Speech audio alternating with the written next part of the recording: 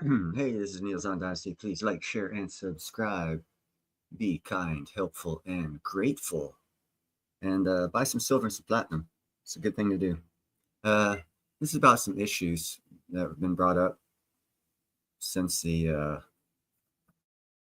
current administration stopped funding South Africa because they said they're doing bad things. And I've got a video. But before I show the video, I wanted to show this document right here. This not document, but what you know. This is when the apartheid ended. That the South Africans are talking about getting retribution for 1990. That's 35 years ago. And if you remember, about 30 years ago, they burned out all the Caucasian Africans, even the ones born in Africa. For all the people out there that say, hey, birthright, all this other stuff, it's good. Well, if you're a Caucasian born in South Africa, that's a lie. You are not a South African. You are whatever the hell else they want you to be, but you are not what you were born in the country you're born. You're not that. So the apartheid ended in May 4th, 1990. Having said that, let's go to the next screen here. Okay, share screen. Okay, let's see here. Let's go to this one. This is the murder rate in South Africa. Let's see. I'll try and get the screen bigger for you guys. And that's about as big as I can get it. Anyhow, it says here in 2022 to 2023, South Africa had a murder rate of 45 people per 100,000, which is one of the highest in the world. This is a 20-year high and a 77% increase since 2012. The murder rate in South Africa increased rapidly since the end of apartheid. Do you hear that? Since the end of apartheid, murders have increased. Murder rates across the country in 9 provinces. It starts giving numbers here, murder rates and whatnot. But anyhow, that's the murder rate of South Africa. So now we're going to go to the story. And now we get here and see. Here it is. Let me get rid of these other screens here first, guys. Here. And financial aid to South Africa over a land law aimed at addressing the country's apartheid past. The law allows South Africa's government to seize land in certain situations where it's not being used or if it's in the public interest to be redistributed. Trump claims South Africa is confiscating land. His close ally Elon Musk, who was born in South Africa, alleges the law is racist. In cutting US aid, Trump also pointed to South Africa's case at the International Court of Justice, where it accused Israel of genocide in Gaza. It also accused South Africa of supporting bad actors, including Hamas, Russia, and Iran. Tuso Kumalu is in Johannesburg for us. He told me about the response of South Africa's government to Trump's executive order. The government of President Cyril Ramaphosa here has categorically rejected all the assertions and the accusations that are made in the order that was signed by US President Donald Trump. In fact, the statement that was released by the Department of International Relations opens by saying, unfortunate that all the contents of that order are based on inaccurate information. It's regrettable that it doesn't appreciate that South Africa went through a difficult period, colonialism and apartheid systems that dismantled people and caused a lot. And see, now what he's talking about, he just mentioned that Donald Trump doesn't understand, and none of us Americans understand, that in 1995, the apartheid ended. And they want to try and pretend that for 35 years, they've done nothing to right that supposed wrong, which is an outright lie. What they are fixing to do, they have already done, which is steal land, different color than this, what they perceive South African colored people to be, and give it away to others. Last time this happened was about 30 years ago. And I don't know if you recall, a whole bunch of farmers had to go to Australia and other countries that accepted Caucasians. So this has already happened once in history. Now he's using the same excuse for the second time on why they should kill and steal from Caucasians in South Africa. And that is why Trump put on the executive order to stop all aid, because they are very stupid in South Africa. Let's get on with the story. A lot of inequality, which is what the government is trying to correct now. But it goes also further to say, to question why President Donald Trump is issuing or giving an offer to white Afrikaners to come to America and be refugees at a time when America is involved in massive arrests and deportations of people that are less privileged, and of course, refugees also included. See, now that's a lie. They are not refugees. South Africa is scrambling. If you have any financial, excuse me, smoking pot. If you have any finances tied up in South Africa, get them out now. That country's fixing to collapse. That excuse he just used is an outright lie. There are no refugees coming through the southern border illegally. To be considered a legal refugee, there are legal processes to go through. See, he's confused the legal process with the illegal process of want and not equality, but equal outcome. And he's trying to put in people who come to this country, America, through the southern border, bringing in drugs, bringing in children, trafficking, as the same as America taking the white farmers from South Africa that these guys are fixing to kill. So, and if you look at his eyes, he's totally got lie written all over him. Is South Africa considering countermeasures against the US? No, they will not do anything.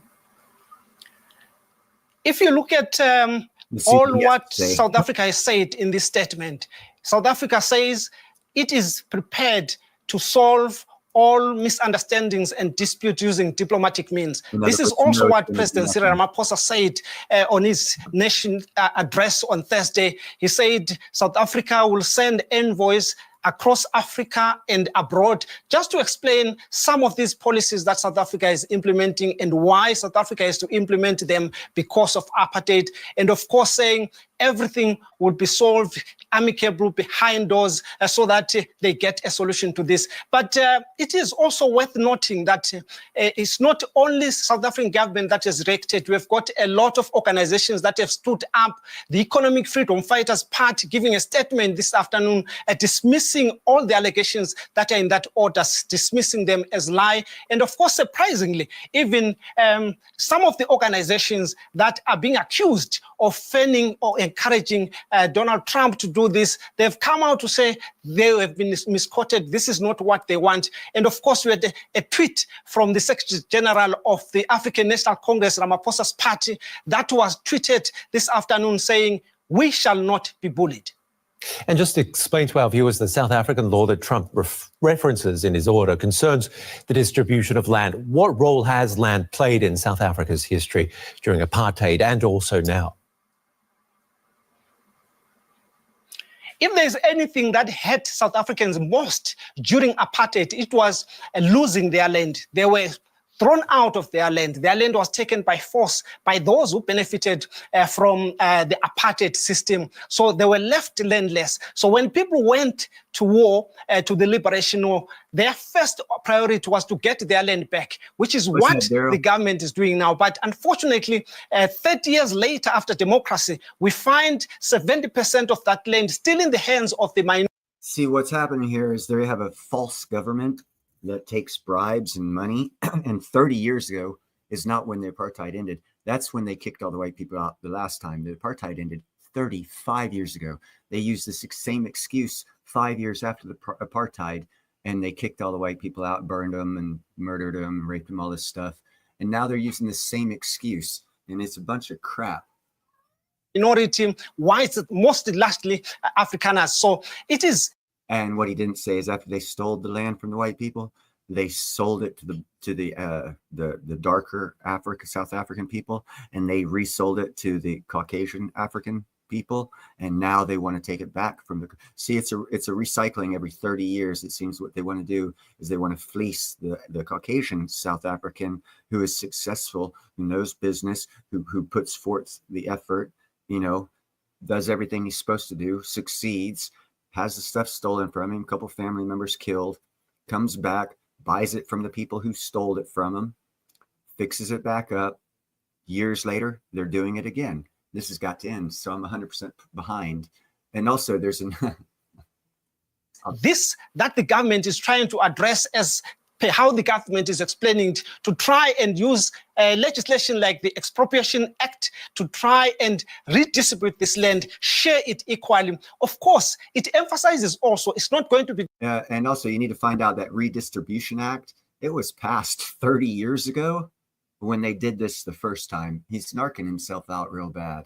Done illegally. It's going to be done within the law, expropriation with compensation. Only in some cases where the owners cannot be located, then it will be confiscated or expropriated.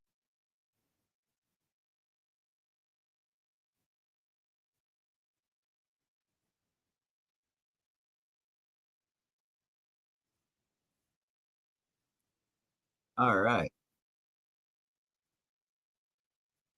And let me take you to somewhere else here and give you this gentleman right here. This dude here is cool as all get out. You need to subscribe to this guy, Zach Mwakaza. This dude here talks crap about South Africa and this other country, because if you understand, in Africa, I think there's 57 countries, and a lot of the people don't get along. A lot of the quote-unquote tribes or countries don't get along. Actually, right now, he just did a show where there's a tribe inside South Africa that's looking to break apart from South Africa and become its own country in South Africa, because they have never considered themselves South Africans. And it's a tribe of indigenous, dark-skinned African, South African in that area, but they don't consider themselves South African. So anyhow, this guy, Zach, almost every show he starts, he throws a little jab at South Africa, because most, it's like being in a block and there's this one house where all the troublemakers are, and you always, like, you know, kick their bike over or fuck with their mailbox or something like that because they're crappy individuals and you want them out. Well, that's what kind of sort of what every country in Africa does to South Africa, because they're a real crappy country right now. Excuse me, they're a great country. They've got very crappy leadership starting 1994 or 1990. I think it's when the apartheid. Yeah, 1990. That's when the official corruption of the indigenous, darker South African who was given political power began, showing that corruption is not color based. It's corruption. And corruption corrupts absolutely. So whoever's in power is going to be corrupt if you don't stay on top of it. And the African people don't have the will to stay on top of their government to keep them from being corrupt. And that's why they're the murder capital of the world right now. What's up, JM? Sorry I didn't see you step in there a little bit earlier. But yeah, that's kind of sort of all I wanted to bring up on this. But this guy Zach here, he tells it in the manner from an African. He even talks about Abraham Thore, and you know, so the guy I talk about all the time. This guy talks about all these people. This is a South African president right now, trying to get. See, even the statement here says South African president unleashes fire on Elon. Well, Elon is a South African. Why would he be going after another South African? You know, because he doesn't see him as South African, because the president of South Africa is racist, but he's allowed to be racist because he's of a certain color type that the liberals have determined can be racist, because for some reason, I don't understand their logic, so I can't really even explain it. But anyhow, some bad things are fixing to happen in South Africa. So if you have any financial ties with South Africa, including platinum mining, get out. Sell Impala, sell your Angola, sell all of your South African holdings, because they are fixing to change and probably break into a couple different countries. Because and I wish I remember the name of the one tribe that wants to. It's the Tangawanan or something like that. They're in the central eastern part of South Africa. They don't have water access, but they have an area that's probably the size of half the size of Maine, the state of Maine, and it's right there in the east central part of South Africa, and they're looking to break away from South Africa as we speak. And if this and these financial issues are not helping the South African government stay together in one cohesive government, so I can see a lot of uncertainty there, which means, and we already know the platinum mine. I've been telling you guys, Impala, the second largest platinum miner in the world. By next year, it will not exist. It'll be 100% out of business. I'm sure the other platinum mines are going to go that way as well. That's why I was real excited to find out that the Canadian-based company Clear Metals has a brand new platinum mine. And come spring, they're going to start mining the actual ore out of the ground, which is like 400 meters or 400 yards underneath the surface of the earth. So they're going to do open pit down to the actual ore. And then they're going to start core mining or bulk mining it and getting the product out, taking the place of Impala mines. Well, see, yeah, you can see the hypocrisy, William, of the statement that one South African guy was stating. He was telling nothing but lies.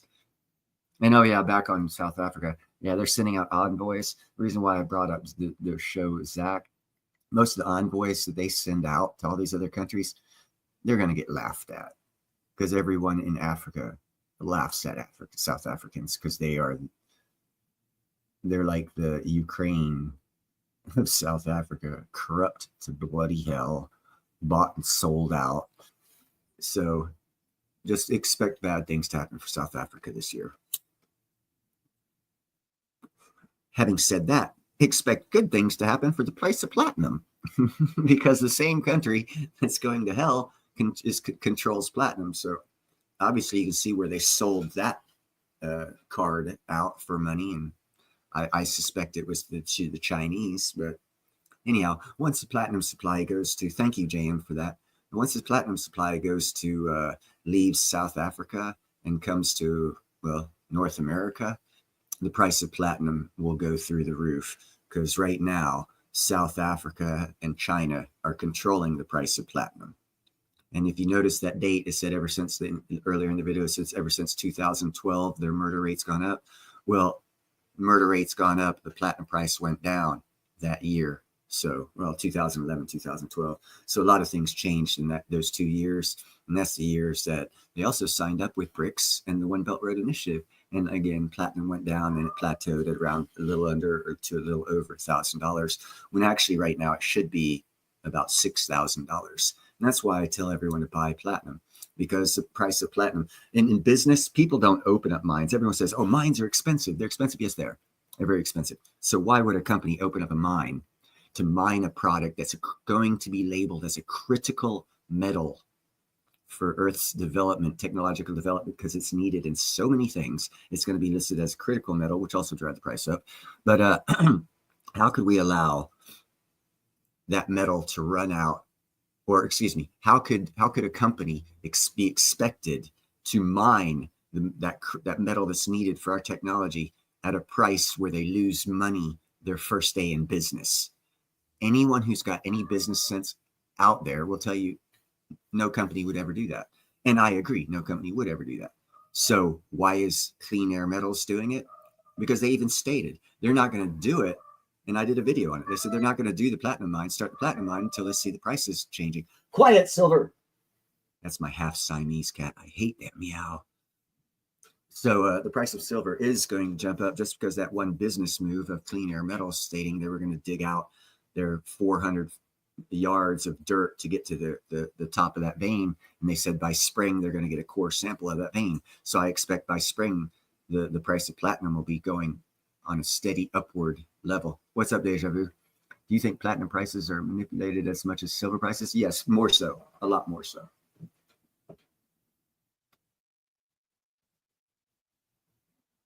Canada's palladium rich. South Africa's palladium rich. I know Canada's got actually right above Clean Air Metals' discovery of platinum in South Africa. They've got like 3 palladium mines pulling palladium in that same area of Canada. So that whole area is PGM, Platinum Group's metals rich.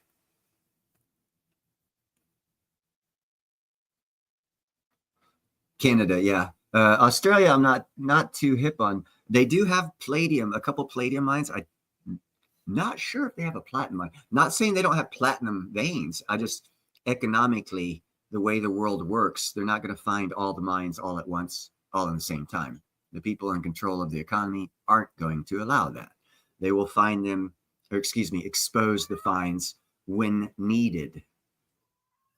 So new platinum mine is needed. We discovered one. Quiet! We discovered one. Oh, how lucky.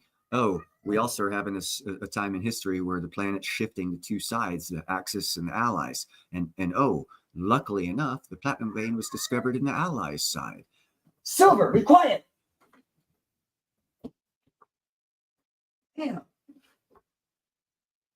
You can see why he drives me mad. All he does is walk around with that annoying meow. And anyhow, if you look and research cleaner metals, everything I say has actual financial viability, because if you look at the fundamentals of the company and who's backing it, 3 billionaires are backing that company. So I can understand 1 billionaire, you know, Trump, he's a billionaire, he's stupid. I could see 2 billionaires being stupid. But 3 billionaires? I don't think 3 billionaires would waste a lot of money being stupid on the same thing, especially with what I just told you about the transfer from South Africa, Axis, what I'm calling the new Axis BRICS countries, to the West or the Allies. So, you know, it's an economic world shift. Hey, what's up, Gerald? Everything's happening. Other things are happening. 87 countries kicked out their old left-wing governments, going to the right-wing governments. The whole world dynamics are shifting, along with power control. Saudi Arabia didn't join BRICS, giving, again, economic control of the energy sector to the allies. Had they joined BRICS, that whole sector of the world's energy sector would have gone to BRICS or the Axis. So a lot of things are happening right now, and separations, and it's going back to like before World War One, actually, as far as geopolitically, the world's breaking up into two distinct sides, for lack of a better word. And in knowing that, you got to look at that first, and that's a political thing, and it affects economics. Again, let's go back to Saudi Arabia and South Africa. South Africa is losing platinum. The West is getting it. BRICS lost Saudi Arabia, so they'd have no control over the 100% control over the oil market or the energy sector.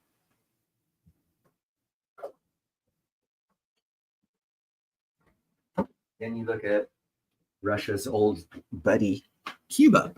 Now, Cuba happened because of they wanted a satellite country. Russia wanted a satellite country in the Western Hemisphere.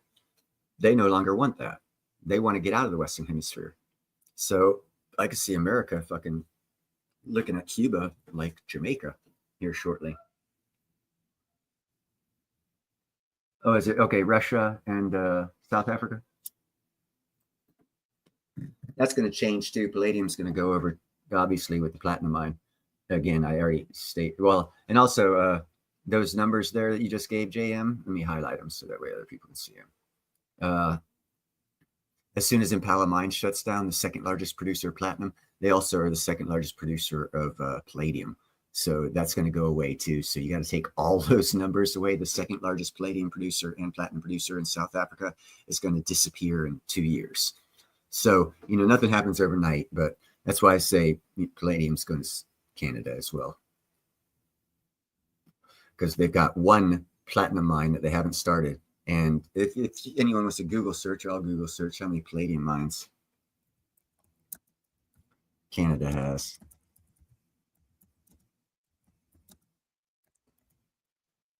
And we got the... Oh, I left palladium out, sorry. How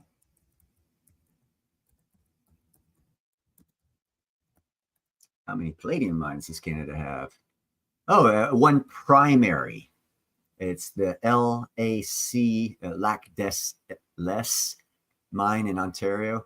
However, most of Canada's platinum or palladium is recovered as byproducts of nickel operations. So now you got to find out how many nickel operations they have, because that's where they get most of their palladium. And actually, that's how Russia gets their palladium as well, and their platinum. It's from a company called Nikola. It's a Russian company, and they were digging for nickel, mining for nickel when they came across platinum and palladium ore, and that is the only company in Russia that provides platinum and palladium. So Canada's fixing to match even with Russia as far as palladium, and they're going to surpass them with platinum production. Actually, probably surpass them with palladium production as well within 2 years. Yes, times are changing, JM. Yeah, and they're going to find platinum and palladium in those nickel mines. As I just read, most of the palladium they're getting. And now also understanding how the minerals work in the earth. If you're discovering palladium, there's a platinum vein nearby.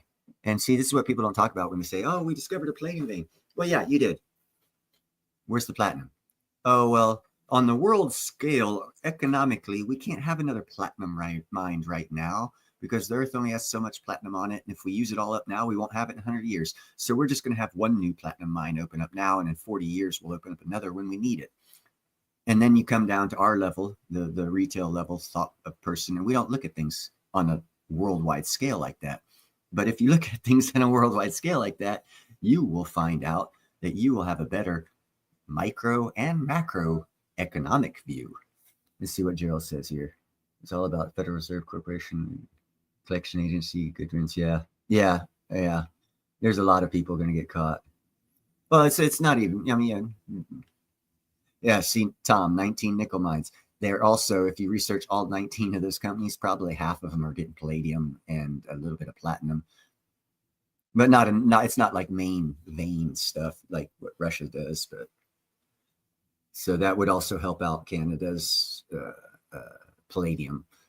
But Canada's, I mean, if you look at, okay, about 15 years ago, a good friend of mine who's dead now, his son was in Canada for 5 years drilling core samples. 1,700 days. That's a lot of days. How many core drills can you get in 1,700 days drilling in northern Canada? So they already mapped out the geology of the underground of the northern section of Canada, all those mountains where no one lives. And now hear this out. You see, if you look at here, matter of fact, I'll do this. I'll do it. We'll do this here. Hold on a second here. Let me get this map up. All right. Now I'm going to go back and share so I can show you guys what I'm talking about. Google Maps, share it. Okay, here we are. 90% of all Canadians, and this is not going to be right, but if you take, and I don't know if you can see my cursor here, but if you take from here and just go to there, from where it's right above Maine, where Maine hits Canada, that little inlet there, to right over this inlet here, just go straight across. 90% of the Canadians live right there. Up here is where all the minerals are. Because if you notice, this is Alaska, and this is Yukon Territory. If you watch the Discovery Channel, you'll find out this is where all the gold's at.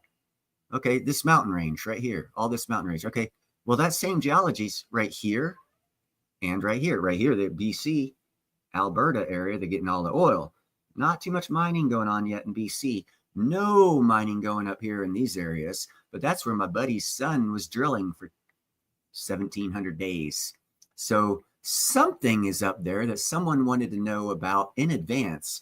And then if you look at that map, you say, damn, there's no cities up there. There's no roads up there. That's a good 800 miles. You'd have to run an electric line. Holy shit, that costs a couple $100 million. Probably not that much, but quite a bit of money. So now you go across and you talk to this guy named Niels Han Dynasty, and he talks about these micro nuclear reactors. And he brings you information saying mining companies are their number one people buying it. Now go up here and look here where this little cursor is. I don't know if you can see my cursor over this big area here where there's no cities, no power lines, no nothing. Drop about 20 micro nuclear reactors up in here, and overnight you're going to have about 40 mining companies making discoveries of all kinds of shit. And it's going to happen overnight. But it's not really happening overnight because we know about, well, it's known about. You just have to look and not look at your daily 9 to 5 job, your life, your vacation, your kids, your grandma, Sally's birthday, John's engagement. Oh, I stubbed my toe, my car broke down. Life gets in the way from a lot of people because when you take on a spouse, kids, jobs, and all that stuff, you have lots of extra responsibilities and things to think about.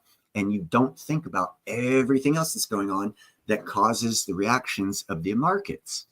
I have none of those things. I don't have a job. I don't have a kid. I don't have a wife. I don't have a life. So I got a lot of time to look at things from different perspectives. And looking at things, nanonuclear, Gerald, it hasn't started to jump yet, bro. See, Gerald got lucky. He took my advice and bought some nanonuclear when it was in the 20s. It's now in the 40s, and it took like a week to get there. 2 weeks, a week, 2 weeks, it doubled. It's going to quadruple as soon as up here in this northern area, when all those mining companies put up and you guys finally realize, and this is how charts work. See, they already bought the micro reactors. I don't know if they're actually installed up here, if they've dropped them off up in this area, but once they drop them off in this area, it'll take less than a month for mining to start. You're going to see so much activity. There'll be like one main road going up, and then it'll split off in different directions going into different valleys for them to get the equipment in and out of. And they're not going to have to worry about no electric lines or any of those stuff. They might even actually just get an airport, fly this stuff out if it's too harsh. I don't know what the economics of getting the mines, getting the stuff out. They might try build a railroad through here or something. I know there's a rail system down here they could tie into with a couple, 2 or 3 rail lines, and they could hook up with the rail system, pull the ore out that way. See, now you're looking at the way I see things. There's no mines up here yet, and I'm already seeing how they're going to get that ore down here where it's needed the rest of the world. So now you're looking at Canada, you're looking at the rail system. Do they have a rail system? Well, look at their stock market and their company, see if they have a rail system. Get involved with their government. Talk to people like JM, have JM check out his country. Hey, are you guys talking about future developments of rail systems in this area or airports or anything? Those are indicators for where to invest. Because up in this area here, there's going to be a whole crap load of mines opening up, people. And you can make so much money if you see these things in advance. The only way you see these things is if you do research. Anyhow, that's enough of that map. I have not done this yet. Oh, copy. And I'm not on YouTube. I'm only on StreamYard, so it's only going to pop up once. But if anyone wants to jump up here.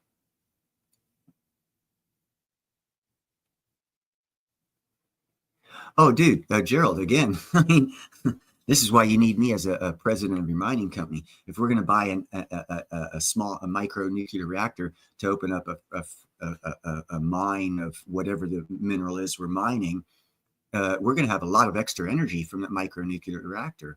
So why not mine some crypto there on site? Use that extra energy from that $14 million purchase and make it work for you in 2 ways. Because, everyone loves to get 2 birds with 1 stone.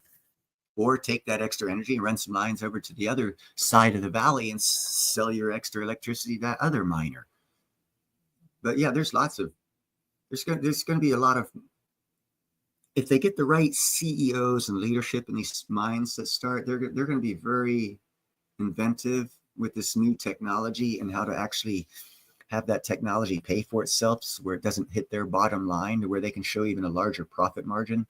Actually, if they're real thoughtful and inventive, these new mine companies will really take off better than the established mine companies. Because I did a report on Barrick Gold, the #1 gold miner on the planet, has 3 metric tons of gold from Mali, been confiscated from them because of bad contracts and other things going on that are being straightened out. That area of the Sahel area of West Africa, all 3 of those countries of Mali, Burkina Faso, and Niger are all squaring away the years of corruption and bad contracts that they had screwing their country, for which South Africa is not doing. So I've made often comparisons between Ecuador with the BTC economy. Quiet, Silver! And the Sahel region, where they're starting a 100% gold-backed economy. And I made those 2 comparisons. Well, you also make another comparison between the Sahel region and South Africa with the governments of the African nations, and see how the governments are revolutionizing and changing. And you can see which one will last and which one won't last if you see the total picture, the big picture of politics and geopolitics, you'll be able to see which countries are failing and which countries are fixing to be the next upstarts. And you can make investments off that, because those are charts that won't be made for 5 years. Yeah, wouldn't you like to have a 5-year jump on a chart? I know, I'd love to. I mean, fuck, Nancy Pelosi probably want to talk to me about this. Sorry, JM, I didn't see you. I had my eyes closed as I was talking. I do that every now and then when I'm thinking and speaking. I close my eyes so I don't get distracted with visual shit. No worries. That's why I switched the background a couple times. I figured maybe that would catch your eye. Yeah, no, again, my eyes are closed because I don't know if you've ever seen it when I don't have this little dragon's eye up, but when I go on not a rant, but when I really get into stuff, I access parts of my mind and get information starts flowing, and so I close my eyes and just let it come, so I get no distractions, so I get the clarity of those messages coming throughout. So that's smart. Why I can see. Yep, that's smart for sure. Yeah, I get distracted easily. My mind goes. Yeah, I'm manic. My mind goes real fast, and for me to stay on one point, sometimes I have to do that. Mm-hmm. Yeah, it's really cool when you brought up the Google Earth. Yeah, thing. It's really cool when you zoom in too. Like you can see the geology. Oh God! And compare the geology with South Africa and other areas where they have mining establishments. South Africa's got the largest gold mines production in the world right now. Look at that geology. Where else on the planet is that geology where the plates come together and stuff? Fuck, Northern Canada. Look at those mountains, the exact same. Chile, the whole west coast of Chile on the Pacific, exact same. Yeah, there's and I think a lot of it's to do with all the granite too. Like the amount of granite up there is incredible. Well, yeah, it has to do with plate tectonics and shifting, because you need those pressures and you need that volcanic activity to make all of these minerals underground and to separate them out through the heat, like a what do you call that when a smelter? You know, the Earth's a large smelter. The continental shelves, one will go on top of another, pushing another one down. Well, that's going to the heat source. It starts melting. All those compounds start separating. So now, again, you go back and watch the Discovery Channel on Parker's travels and all this stuff where they're getting all this fine angel's gold. Well, that stuff's in that. Quiet. All that stuff's in that continental shelf that's being pushed down into the Earth's core. It's getting remelted and solidified. And as you add heat to things, they by weight separate out. So that means all the gold, all the platinum, all the silver, all the cobalt, everything, while this furnace in the center of the Earth is going on, is being separated out, fed through the lava, being shot out. Matter of fact, I did a video about a year and a half ago. A guy found 5 ounces of pure gold from a lava flow that had cooled. I didn't get the whole story. They didn't say how long it had been there, but it was enough so where he just like tapped the top of the lava flow and it caved in because it was like hollow on the inside, and the gold was right there on the inside because the process I just explained to you guys, and the lava pushed the gold right back out. And it was more pure than any gold they found because it was already preheated up to past 900, 1200 degrees, 1,000, 5,000 degrees, because that's the lava. And it all coagulated together, you know, and that's how it works. That's why I think there's lots of minerals in Saturn's rings, because it's a centrifuge. And if you know anything about medicine and them separating out your blood to find out what's in your blood, they spin it real fast and it separates out, and they're like Saturn's rings, and they read different rings because each one of them is different mineral or element. Some of them is glucose, some of it's cholesterol, whatever, and they read it like that. Well, Saturn's a big freaking centrifuge, man. So all the heavier minerals should be on the outside or the inside. You know, it should separate out the same. That's why I get excited about space mining, because if my theory on that is true, all you need to do is get a big net, go up underneath those rings and start collecting whatever mineral you want. It's already separated out. But we're decades away from that technology. But people getting into that technology right now will be multi-billionaires, or at least their children will be, because of the investments you make 30 years in advance. Sorry, another rant. No worries. Did you hear that music in the background? No, I didn't. I was listening to my freaking cat meow. Okay. Thankfully. I'm glad that you didn't hear the music. I ended Ooh, that is sweet. Yeah, I figured I want that in my house. I just saw this the other day, and now that you've got that dragon thing up there, I thought, I got to share this. Oh my God, that's badass. I got the audio turned down now, just so I don't know if it's copyrighted or not. Yeah. No, I hear you. How do you Dude, like I that? would love to have that at my house. I'll drop the link in the chat. I just found a whole bunch of really, really cool stuff like that on this Dude, channel. that adds to a fireplace big time. You Yeah. no longer want to put a TV on the mantle. Although those eyes would make good fucking scanners of some sort. Well, Tom saw that too. I dropped the link for that specific video. And if you go to their channel, which is Inspiring Design Net, you'll see tons of really cool stuff like that. Anyway, I didn't mean to take over the show with No. Please do. I got to run into the room. I'm going to be gone for 10 seconds. Okay. No worries. Well, maybe I should have left that up. It's all good, though. I just got a text message at the same time. Good to see you, Zardoz, Tom, Gerald, Deja Vu, everyone else. I just dropped the link, Gerald.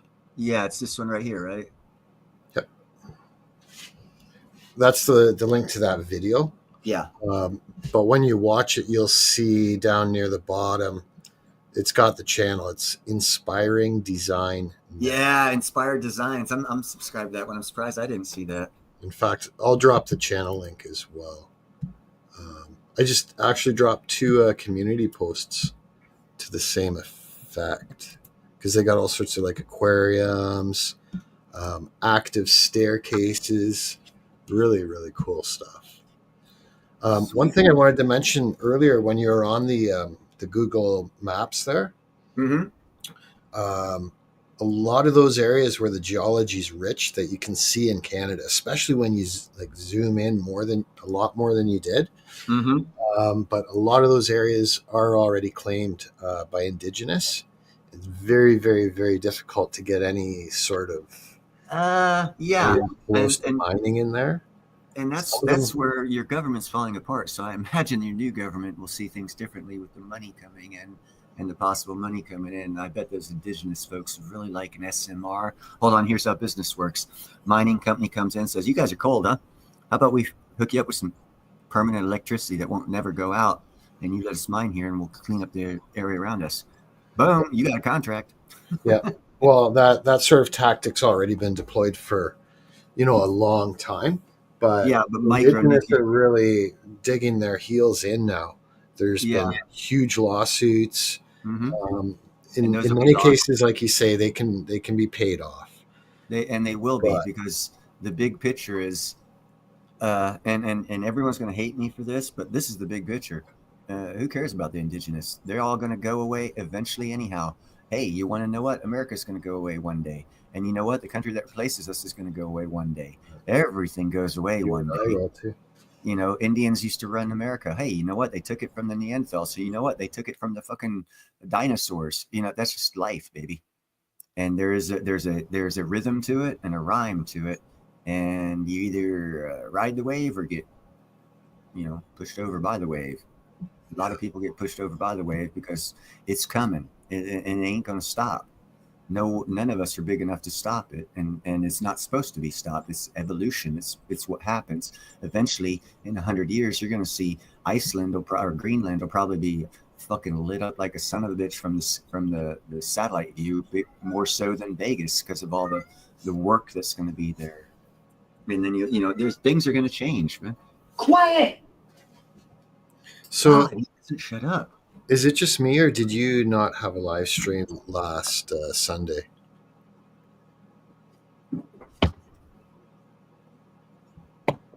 Sorry, I'm chasing my cat away. No, I didn't have one. You didn't? No. Oh, hey, Kevin Weedman's staying there. Did I see Kevin Weedman? Yeah, we've got Kevin. Oh, yeah, I missed saying hi to him, too. Yeah, sorry about that, Kevin. He's off work. That's why he's here. What about tomorrow? Are you live streaming tomorrow? Yeah. Probably. I just wanted to throw this up because I got real disgusted at South Africa and the lies they were telling, and I don't like. I mean, there was this lawyer. The guy said he was a lawyer. Man, he's accepted as a lawyer, I guess, on the chat. Said some shit, and I squared his ass away real quick because he was trying to say stuff. And what he said was kind of sort of true, but it's Laura's way of doing things, of manipulating people with half truths. So I had to straighten him out because I don't like people being manipulated. I'd rather get the facts out there and you come up with your own opinion rather than have someone change the facts to get an opinion for you. And I see a lot of that going on. So I just got real pissed off when I saw that thing on South Africa because I know for a fact the guy's lying through his teeth and he was still trying to sell shit. So that's why I started this in particular live. Cool. Okay, so that's I covered the few things I wanted to just quick mention there. Oh, hey, and I got my freaking nose rings back, so I can actually send you one. Are they going to clear as your mailing thing cleared up? You know what? I think you should send them to Indy. No, I said I was going to send you one, so I've got 1, 2, 3. 4. I just received mine the other day, so I was going to take a quick break, grab a coffee refill, and grab one of those pieces, and then I'll show it to you. Oh, okay, cool. Just give me 5 minutes. Yeah, not a problem. Yeah, protected lands, all that stuff's going to change, bro. You know, and here's an example of protected lands deja vu. Who was it? Theodore Roosevelt. Until he came along, America had no protected lands. So he changed that right there. He changed it. The next guy come along and change it again.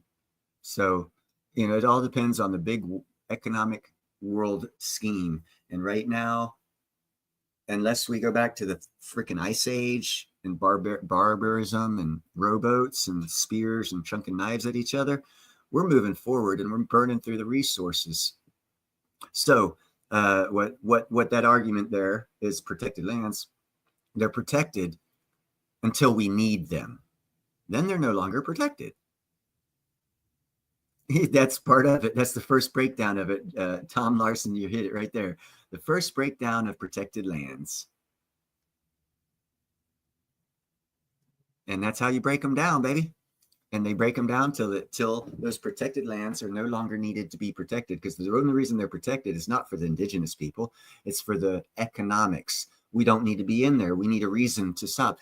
And you can see this. You could buy it by environmental lawsuits and who wins lawsuits and who loses lawsuits. And over a time period, as a matter of fact, I can guarantee you this. You start watching for it. There's going to be less environmental lawsuits. There's going to be less environmental lawsuits stopping projects from going forward for the next 8 years. You're not going to be here. Just like back in the day when you heard about tree huggers in the Northeast or Northwest, whatever it was. Oh, trees, don't come down, don't come down. Where did they go? They just disappeared all of a sudden, didn't they? Yeah, because they weren't needed anymore. Here's another one. Where's BML? Oh, they're not needed anymore, so they just disappeared. See how things change to the greater need? Well, those protected lands are also going to change when it, for the greater need. It's just how it works. And if you can understand that and accept that as the fact that it is, and then you step back and look at things, you'll have a different perspective. And you won't no longer be guessing as much as to what is going to happen or what will happen. You'll be able to step out of the box and say, okay, the world's running out of this, the world's running out of this, the world's running out of this. No, we're not. That's why we have protected lands. Because underneath those protected lands is where the next set of resources is going to be that's going to continue the evolution of our society. That's why someone 100 years ago, 50 years ago, made them protected lands. We think on a 30, 50, 180 year scheme. Dude, empires don't think like that. You want to know why empires last for thousands of years and are run by certain types of people? The types of people who can see more than 80 years into the future and make moves that are good in 100 years. Yeah, not in their lifetime. That's why the Rockefellers stay rich. When the Rockefellers' personal lawyer wrote the frickin' book on medicine and laws on how to start a college and train a doctor, yes, all of this was prescribed and put in paper by Vanderbilt personal lawyer. Personal lawyer wrote that to the Vanderbilts. After he wrote that in 1908, in 1910, Vanderbilts got into insurance, schools teaching doctors, and hospitals. From hospitals, went to pharmaceuticals. Now look at our society now and see how much money you spend every day on drugs, prescription drugs, hospital visits, insurance payments. All that's going to the Vanderbilts, bro. Every bit of that money. Yeah, you don't even know it because it happened before you were born. It happened 50 years before you were born. Hell, the guy who's had that happen, he was dead 50 years ago. But his great-grandkids making a lot of money off of that move. Why? Because he thought further than 30 years, 50 years, 80 years down the road. He thought 200, 300, 400 years down the road how to keep his family in power. And he made the moves to make that happen. You can do the same thing right now. Make small moves for long-term objectives. 40 years down the road. If you want your grandkid to own something, buy it for him now. You want him to have a house? This next housing crash coming right around the corner? Buy up a couple. Take your time, money, energy, fix them up. Tell them don't sell them. Only rent them out so you have a permanent income the rest of your fucking life. Wouldn't you love if your grandfather did that for you? I know I would have. I'd have listened to him and followed him because he would have sounded smart to me. My grandparents weren't that smart. My parents weren't that smart. That's why I'm poor. But I've made moves in the past couple of years, several years ago, that's going to change that. Because I saw this cycle upon cycle upon cycle hitting right now because the PM cycle happens every 40 to 45 years. Oh my God. So we're not going to have that cycle again for another half century. So now what you got to do is say, okay, in 50 years, son, in 40 years, grandson, you need to start looking at this because it's going to happen again. Start buying it up. It's going to happen again. And as a matter of fact, you should be buying it now for it to happen again. That's how you make generational wealth. Hey, here's something I've talked about as well. Make a piece of jewelry, a unique piece of jewelry. You know, one of the Queen's crowns was made 130 or 150 years ago. It cost like $150 million. It's worth $2.5 billion now. 130, 150 years later, same crown, no jewels added to it. It's already 20'd up its money in value. Yeah, that's how you do it, man. Yeah, you're saying, oh, well, I can't do 130 million. No, but you can do 1,000. And in 100 years, that 1,000 will be 200 million. Wow, so your great-grandkid's going to be rich, but you don't care because you're not doing that. That's not how you think. That's not how they trained us in school to think. The reason why I think like this, because I either got kicked out of or quit every school I went to because I didn't put up with being taught stupid shit. Yeah, I've got a very unique perspective on things and how to do things, how to get them done. Just no one listens because it doesn't happen overnight. I'm not a kind of guy to say, hey, buy this now and by 2 o'clock tomorrow, you're going to be a billionaire. That's not how it works. Yeah, you hear that. 1 in 9 billion people that happens to. Throw your fucking money at that. See how it works for you. You got a 1 in 9 billion chance of it happening to you, luckily. Or you can make it happen for you. You know, the odds of making it happen for you are 1 in 400 billion. 4 billion, excuse me. So your odds are doubled if you just try and get there yourself. And you're in control. Huh. So there's another good thing. You get to control what you're making. You just have to have the vision for longer than 20, 40, 50, 80, 100 years. Again, everyone starts talking about this. Oh, yeah, I've read The Art of War. I've read this. I've read Sun Tzu's book. It applies to economics. Oh, yeah. The Art of War applies to economics. It applies to business. It applies to how you run things, how you take things over. Hold on. What do they call what Trump does? Is it the art of the deal? Could he have gotten that from The Art of War? Huh. I wonder. Maybe. Let's think about this. Is that how it works? Yeah, actually kind of. You take one book, you read it, and you apply that knowledge to other things. You got a book on war and how to win war. Every war, if you read this book and you apply these methods, you'll win every war. Okay, let me put that on, see how that applies to economics. Let me see how that book applies to, and you make some changes to it, and you find out if it works. And those who do it, well, they turn out to be President Trump now, don't they? And then the rest of us sit there, oh, well, he's doing this, he's doing that, he's saying this, he's saying that. It's the art of the deal, baby. And he's doing it to your face, telling you he's doing it, and you don't even get it. So not everyone's made out to be a billionaire because of our perspectives. We were not taught in school. Why were we not taught this stuff in school? Because the billionaires don't want us to be rich. Why would they teach us to be rich? Why would they give us the keys to the castle? They're hiding that crap from us. Then you got to have some lunatic like me come along who'd never even, dude, even elementary school. I got kicked out of the second grade, bro, for beating up my second grade teacher for being well, she was being racist to me. And because I was a little 8-year-old, no one believed me. I was just a little kid. We lie. Well, obviously I didn't. And I put up with this bitch for 1 year. And I got sick of it. I even showed and proved it to the principal and my mother. And they thought it was all going to get better. It never got better. And then they thought I was lying again. So I took things in my own hand. Got kicked out of second grade because they made me take things in my own hands. I put her in the hospital. Then I got sent to Scotland to go to school. Didn't have, I don't put up with shit. I never have, and I never will.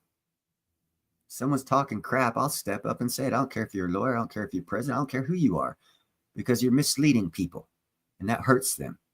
And now we got a bunch of people out there that don't know how to make generational wealth happen. They can't even conceive the concept of it because the way all these people have lied to us for our whole life. And that's why I'm ostracized, outcast, black sheep, conspiracy theorists, all this other crap, because life is comfortable. And they did that intentionally. If you play their game, you'll have a comfortable life. That's why they came up with technology in the 60s and 70s and started shooting it out to us for the comfortable life. Because comfort is complacency, and complacency is slavery. And we all walked right into it. And now we're all bitching and don't know how to change it because we want to stay complacent and comfortable and change things. Interesting. I doubt it'll work for you. But that's how it works. You back, JM? Not yet? Okay. I am. I'm back. But I just got back like a minute ago. No, right on. Yeah, I was just running my mouth about how to make your great-grandkids wealthier than fuck. Well, and I think that that's one of the most honorable things to pursue in life, is setting up the next generations.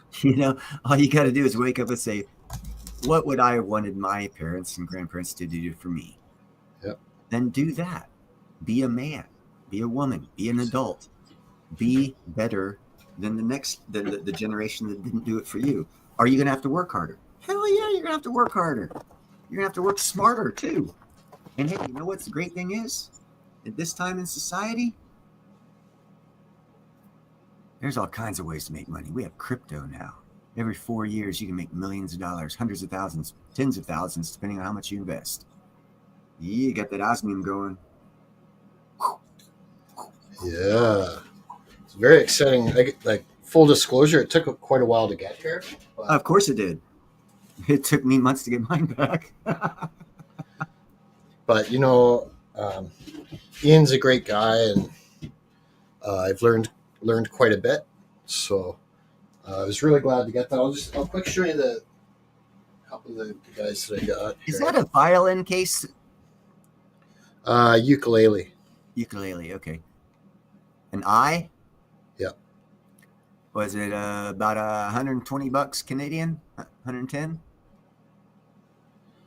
Unfortunately, I thought the light would show up a little better on there. No, it doesn't show up good on video, bro. It's with osmium, it's direct sunlight. It's the frequency of the light. Artificial light doesn't follow the same frequency, even though for our visual spectrum it has the same effect. It's not in the same frequency. Yeah. Yeah, you kind of sort of seen a little bit of the blue, but it's real hard. Yeah. There you go. Turn it a little sideways. There you go. Yeah, it's just a matter of getting the right angle on it, and then you can see like there's thousands of little points on there, right? Oh, hell yeah. I'll do a little video of it. It'll probably show up better with a nice camera, but so I got a couple of those eyes. A J, right on. And a couple little squares. So not bad considering, I'm not a super wealthy guy. Shit, you got more money than me, bro. Took a little while to save up for that. Get some insulation, yeah, right. I hear you.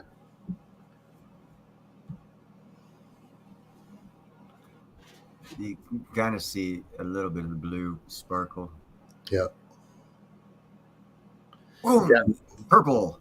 That's not sunlight in here, right? This is not very well lit. No, it's the light spectrum they use to for our vision, for our observance in the light spectrum. There's several frequencies of light we can use that aren't natural light, that are cheaper for energy consumption, that they've gone to.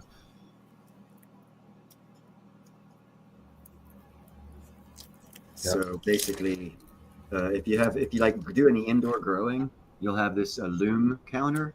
It's a machine that counts the looms, and that's a direct reflection of what I'm talking about.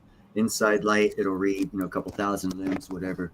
As soon as you take it outside with the shade, hang off the charts, because the amount of looms coming from the sun is like 100,000 times more than artificial light. Yeah. But we don't see all of that visual spectrum.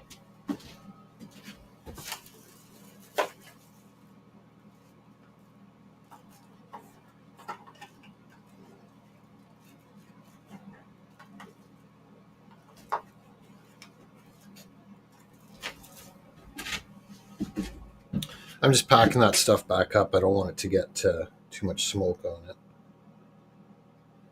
even though it's just the packaging. What was that? So I'm just packing this stuff back up. Oh, right on. That's why if you have a security system, you got to think of our visual spectrums and how to beat them.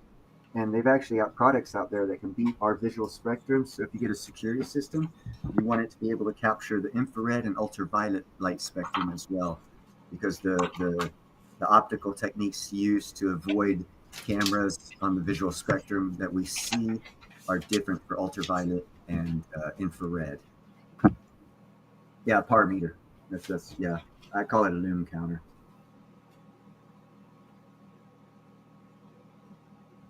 Different words. Doesn't mean the same thing. I'm sure I'm wrong. I don't know the exact meaning of the definition of the par or the lume. Sort of switch the topic back. I'm just looking at the billing invoice here. Those letter I's were actually the cheapest items I got. Yeah, it will be. That's what I was asking. Was about 100 to 110 Canadian? No, it's a lot less than that. Oh, right on. But it's low. I think it's because it's low sparkle grade, right? What did you get? Sparkle 3? 2 on the eye. Oh, okay, yeah. What's up, Debbie? But I think Ian gave me a bit of a good deal too, though, because of the backup and the delay. Yeah. Oh, I'm sure he did. Well, there's a lot of things also that happened behind the scenes here in the past month or so. There's a lot going on. There's a lot going on, Jane. There's a lot going on. All's well. There's always a lot going on behind the scenes, bro. Oh, we got Diabolical Debbie in the house. Hey, Debbie. Yeah. I started talking chaos shit and diabolical comes in. Hey, did you mention chaos? My name's Diabolical. I'm kidding. It's just coincidental.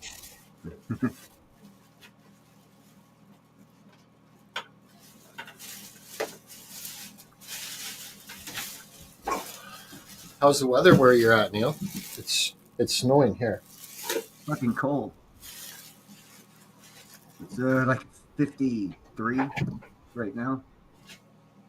Okay. Yeah, it's cold, man. I don't like cold. What's the average temperature around there? Probably like 80? Depends on the season. Winter, I'd say for the two, January and February is probably our coldest months. I'd say nighttime temperatures average 40, daytime temperatures 55, 50, 55, somewhere around there for the two coldest months. Yep. That's because you're in the opposite season of us, Diabolical. You're in the summer. I didn't know she was in Sydney. Yeah, that's the hills right behind, on the other side of the town. Obviously, the town's in the flat part. Well, I'm on top of one of the hills in the town. The town's not all on the flat part, but that's further inland. I was able to get almost a panoramic, other than the little mountain thingy that I was on. I was able to get a panoramic earlier, 30-second view, and it was nice. Only problem is there's ticks up there because it is actual wildlife, and you also have to worry about mountain lions. Yeah, mountain lions in the Bay Area. What else is coyotes? Yeah, when you start doing the trails out here, it gets into the wildlife real fast. There's actually one trail in between. There's like 57 cities that go around the actual bay that San Francisco's on the peninsula of. And in between a couple of the cities down at Castro Valley, there's nature hikes where people have actually been attacked or had their animals attacked by mountain lions inside city limits on a nature hike. Yep. So we have nature real close to us out here. I'm getting lots more reports about them being in my area as well. Yeah, I used to do it when I was working heavy in the city, and I lived in Concord. I'd go through the Caldecott Tunnel, right? Come out on the other side of the mountains, right there in Berkeley, Emeryville area. And before you go in the tunnels, you'd always be able to look to the right. There'd be about 20 or 30 deer on the hill, morning breakfast time. This wild deer in the middle of this metropolitan. And every now and then you see one on the road and there's a wreck, but it's pretty common to see deer here, but definitely not mountain lions or cougars. Predators, yeah. Coyote, lots of coyote. Fox, yeah, I'm surprised with the cat predators around big cities with all the noise and stuff. They usually don't do well in those scenarios. I think for the most part, they're sticking to the rural areas. But I think the smell of trash and stuff like that can draw them in if they're hungry. In which case, what you need to do is buy a couple rabbits and release them. Or if they're even just trying to expand their territory, the range. First thing I always think of when the wildlife predators start coming in the city is you need to increase the prey, their food source out in the wild, so they don't come into the cities. Ouch! Yeah, it's only crazy in Canadian and Australian money, Debbie. Oh yeah, everyone needs to subscribe to her.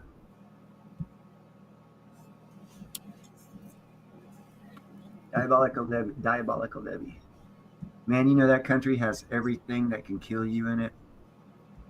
They got little 2-inch round blue, I don't even recall it. It's a little 2-inch round blue octopus. It's the most poisonous octopus. It hangs out in the tidal pools.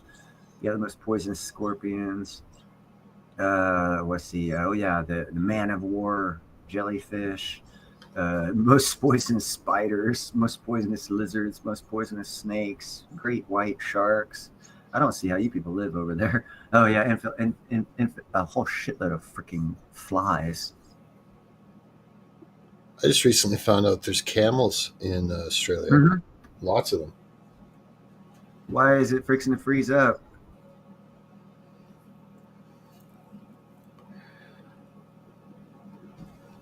Yeah, they got a lot of camels. He's saying it's getting cold. Like literally freezing, like getting frost on it. Yeah, that's cool. Good. Why are you guys living there? You need to get an SMR, a small micro reactor to warm that whole area up. Repower everyone, that way they can take their heaters outside. You know what? Three seasons of the year. It's nice though. Like I like spring, summer, and autumn or fall. Here, it's just winter's tough. I bet if you moved to Hawaii for a year, you would love it there all year round. What's up, Jeff? Let's see that. Hey, Jeffro. You only like it there because you're there, and everyone always likes where they're at. That's right. Yeah, I liked your Costa Rica, Belize. There you go. You'll really like that area. Well, in Costa Rica, that can get so hot there. Like, really, your ideal spot to be is probably more in the mountains, a little higher altitude. No, that's exactly where you'd want to be. Not at the beaches. No, You want to stay with you. You'd want to be in the tropical mountain areas. Yeah, All it's all- beautiful. That's rainforest, man. yeah, it is. I had Lots a of deadly stuff there too, though. buddy about 20 years ago or so. I'm not exactly. It might be a little bit more than 20 years. He was an iron worker guy I was working with. He had a steel hull monohull yacht he was working on. He had it dry docked, and every paycheck he'd get, he'd just work on it, work on it. And his goal was he was going to sail down to, I think it was Belize, and live on his boat and run whitewater rafting or rafting, something to do with whitewater rafting or rafting tours in Belize. And as soon as he got his monohull fixed up the way he wanted, he got his 5 years to where he could get his early retirements. He left. As far as I know, he's still down there. Yeah, it's cool. I think once you get down there, Yeah, and you don't want to leave, bro. yeah, especially if you get to a nice place and life is good, why leave? Well, if you don't have rent, I mean, he had a totally remodeled freaking, it's a new monohull steel hull boat. So you live on that, go to work, come back. You're at the beach, then you go inland to work, then you come back to the beach. Yeah, exactly. But there's so many places in the world that can be like that too. It's incredible. Oh man, all over the place, dude. I actually kind of like Madagascar. Yeah. It's quite literally the little Africa, because what is it? Not geographic. Well, animals. What's that? Zoologically, through time, as the Madagascar split away from the continent of Africa, it has all the same species in the area that it broke away from, which is the southeast side of Africa. But all the animals that were trapped on that island as it became an island, that are the same animals on the mainland of Africa, all throughout time and history, have all pygmied. They've got pygmy elephants, pygmy gorillas, everything's small size, because they had to adapt to their environment, and their environment was no longer the whole of Africa. It was a small island, and over time they just downsized themselves. Huh. Yeah, it's kind of cool. Yeah, that's why I kind of like that area, because you can walk up to an elephant and you'll be taller than it. It's a cool place to live, I think. And there's beach. Obviously, it's an island, so there's beach everywhere. It's got some mountains, And I think for Hawaii, you mentioned Hawaii earlier. I think you'd need a lot of cash. Oh yeah, no, rent there is about $8,000 a month, bro. You need about $100,000 a year to rent in Hawaii. Ginger, don't starve.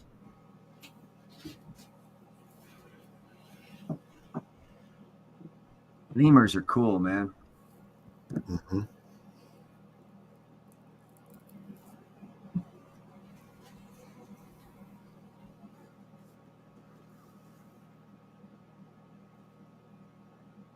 Yeah, I don't know if this round of bull run, if gold's going to get up to 5,000 an ounce. Well, if it did, I think it would definitely have a pretty good correction. Oh, big time, yeah. To me, a 10 to 12% compounded rate of return is, well, even say 5 to 12% with gold, I think is realistic. What's up, Silver? Hey, Silver Boy Blues. We got the Wealth of Nations in the house. A lot of things are going to be. See, that's the problem with knowing the big picture and seeing the small picture. The economy, the way it's set up, literally everyone thinks that gold is rare, and it's not everywhere. And we based our economy and all our books and our learnings and teachings on that. But if things are going to be truly valued, and gold's going to stay as high as it is, silver's got to be 4 figures for it to be valued for as rare as it is for its use case. Yeah. But I think if you distributed 1 ounce of gold to every person in the world, the price would be astronomical to achieve that. That'd be 9 billion some odd, about 9.5 billion ounces of 1 person per ounce. And the same goes for silver too. Like try to Silver, put an ounce of we don't have silver in enough. everyone's hand. I don't think we'd have enough silver to get everyone in the world. Well, We might. total mining supply per year is approximately 1 billion ounces of silver, and there's 8 billion people in the world. So No, I thought it was 9. well, okay, approximately 8.5 billion. Say 9 billion.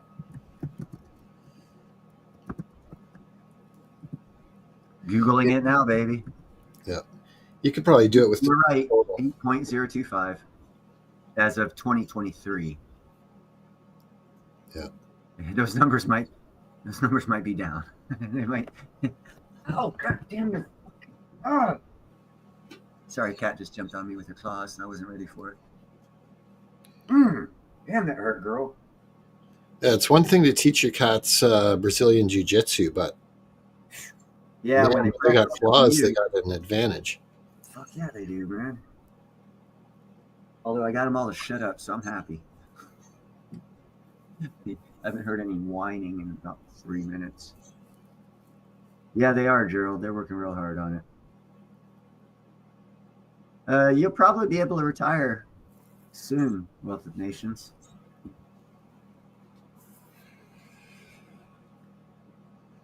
Yeah, if silver was $100 an ounce, I'd take a look at what the gold to silver ratio is. Well, I tell you what, if you're looking at ratios, and only in ratios, I think platinum's a better deal. Currently, if you're looking at percentage gain, I think silver's the best deal. And that's why. Oh, I don't have it. Oh my God, I don't have it. Oh, I usually have it. To answer Debbie's question, my opinion is I don't think the tariffs are really going to impact the spot price all that much, even though I know many people would disagree. You got to realize the silver price and gold price is global, and things tend to work themselves out. Yeah. Again, It's more supply and demand than anything. How much has changed with just that word? It took Colombia less than 4 hours to totally change their concept of what they were going to do when he used that word. It took Mexico 24 hours before they dedicated 10,000 soldiers to their northern border to keep those people out with the use of that word. I haven't heard how bad it's affected Canada yet, but I am most positive with just the use of that word, it's changed everything. So as I think it was, who is it, Tom said there's no tariffs yet? He's 100% correct. The word is enough to scare people. And the reason why that word scares other countries so much and it doesn't scare Americans in the same way is because, see, those other countries for 80 years have been taxing and tariffing us, and we haven't been doing the same to them. Because when you tax and tariff a country, it's to build up your own country's infrastructure. There, auto industries, all these other industries. Now, if you look at the Audi, the Saab, the Porsche, the Lamborghini, those are all in America. But I bet if you go to Italy, you ain't gonna find one Ford. You'll find a Toyota, you'll find a Datsun, but you're not gonna find a Chevy. You're not gonna find a Pontiac. And now you ask yourself questions: why? Well, that's taxes and tariffs, people. Yeah, it's not an even playing field for years, and that's why our car industry is dying. No one wants to know why 3 million Americans' families are all out on the streets because they don't have jobs. It's because other countries have been taxing tariffs. You haven't seen our auto industry? We've had to bail them out so many times. Why? Because other countries are taxing and tariffing us, and we're not allowed to sell our cars to them. So our car companies are fucking dying. Yeah. I'm sorry, that's just factual. Toyota manufacturing is huge here in Canada. Of course it is. There's some heavy duty. Do you have any Ford heavy duty Toyota manufacturing here? Hey? Does Ford manufacture anything there? Yeah, they do, and so does GM. But most of the manufacturing's been shut down. I think a lot of it got moved to Yeah, Mexico. because of taxes and tariffs on But American car industry not allowing us to prosper, making us have to go bankrupt. so what we do here is we actually manufacture a lot of the parts that go into the Ford, Chrysler, GM And product. I understand that. The point is, though, no one has yet grasped that the world crushed American car industry through tariffs. Yeah, I hear Every what you're American who's homeless who was part of the auto industry saying. thanks the world for tariffing America and us not doing the same to them. Yeah, So now we're going to crushed, do the same to them. crushed Why is Detroit. that a problem? Yeah. I don't see it's a problem. Yes, it might be now, but if you also notice how Trump treated the Queen when she was the Queen, yeah, he ramrodded that one through. She wasn't pleased about it, but it happened, and that was the start of a fair trade. And then all of a sudden, the king's no longer viable. Why? Getting a little more fair trade out of him. Yeah, it took 4 hours. It took 4 hours. Oh, melted copper's here too. Hi, melted copper. What? Oh, heck. I'm sorry. I got to go to my YouTube channel now because I need to make you a moderator since you're here. Because I don't have that. Most of the guys here, like the blue collar guys here, still prefer Chevy and Ford. That's the number. That's the top two work trucks that you'll see here. Then Chrysler, like Dodge, and then Toyota. But I would say Toyota is definitely starting to capture some of the work truck market as well. Yeah, It's so Australia quick actually, and reliable. 2 years ago, I think Australia cut a deal with Ford and they dropped the tariffs. And I think 2 years ago, we started selling Ford trucks in Australia for the first time ever. Again, taxes and tariffs prevented us from selling them there. So I don't see why everyone's upset about America. I mean, it's going to benefit us all to high hell. Because you know what? Everyone thinks this is everyone's thought process. Oh yes, we're gonna tax and tariff. It's gonna cause prices to go up. Well, hold on a second here. If it was a level playing field, yes, you are correct. But if it's an unlevel playing field and they're taxing tariffs us, and we say we're going to start taxing and tariffing them, then it's the best thing in the world. Because then what you have is you have a repeat of the 1892 McKinley tariffs, where they had to stop tariffing because it worked so freaking well. You know what happened? We had the Industrial Revolution. Yeah. And that was just through 4 years of taxes and tariffs. You know, we're still gaining benefits from the Industrial Revolution. So 4 years of America doing it, and we stay great for 100 years. Okay, well, the rest of the world's been doing it to us for 80 years. It's time to quit.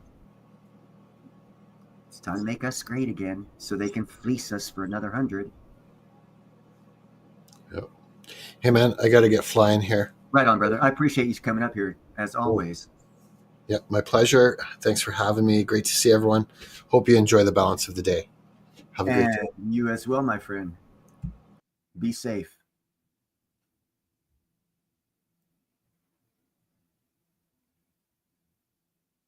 Yeah, he's got like 100 cars or something like that. I think I saw that same one, Jeffro. But anyhow, that was basically more than I wanted to say on this live stream. I was just coming on here to talk about how the South African government is imploding and telling lies to everyone on national TV. I just want to make sure that I get on record, being recorded, as calling them liars, and then giving the evidence that I gave, proving they're liars. So I don't know why they even did it, but that's how far off the limb they are. You know what? Diabolical, you need to get yourself a metal detector, go camping. Because let me see, Sydney, you got to go northwest a little bit, probably about 100 miles, and you're in gold country. And they got lots of areas where you can go prospect, and you don't even need a license. From my understanding, I've never been there, but I have researched a little bit about that. And I'm not sure exactly if it's 100 or so miles northwest of where you're at. I think Perth is up over on that side. Sydney's down in the southeast. I'd have to look at the map, make sure. It's been a while since I've seen a map of Australia. I think Perth's on the northwest. Sydney's on the southeast.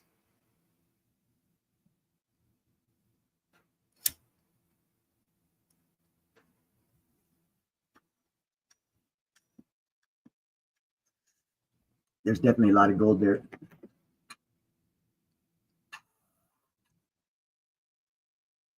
There's also a lot of gold in New Zealand. If you go to the rivers, I see people snipe. I got videos of people sniping in New Zealand, coming out with half ounce after day, small particles of gold they get out of the rivers. And here's another thing, people. If you ever go out, panning or whatever, look for other things. Don't just concentrate on gold. This guy, Dan Hurd, he's up in Canada, West Coast Canada. He goes gold prospecting and panning, whatever. And he comes back with lots of rubies and garnets as well, because he keeps his eyes open. Also, actually, there's a couple different types of stones, minerals he gets when he goes out prospecting for gold. And he comes across all these other minerals because he keeps his eye open for them. So don't like, if you do go out, don't just focus on gold. You might actually stumble across a freaking garnet patch that's worth tens of thousands of dollars. And if you don't realize it, you'll walk away being upset you didn't get any gold, walking away from a chest of fucking gold.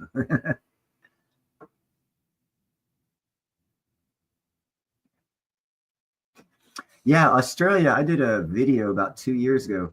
The Australia, Indonesia, Indo-Asia mining companies and industry all got together for like a world council of the direction which way they'd be taking mining in the future. And they didn't invite any politician from any of the countries represented as far as the mining countries representatives that were there. And the only one they invited was Trump. And when they did that, that told me that gold was going to play a part in our economy.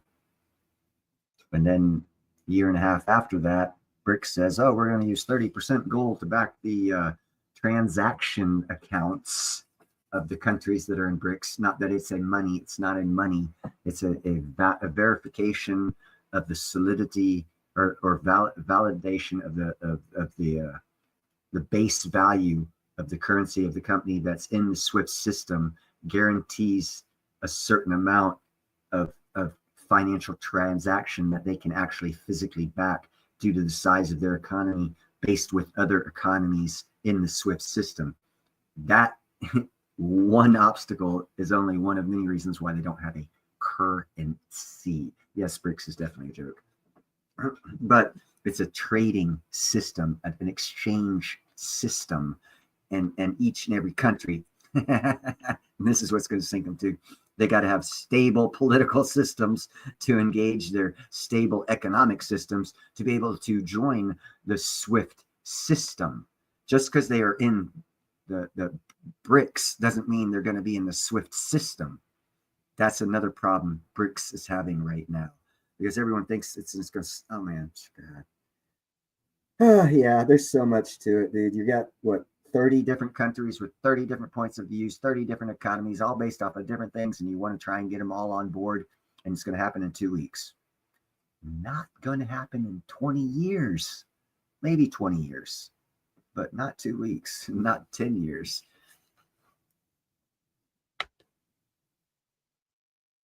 No, that definitely not a joke.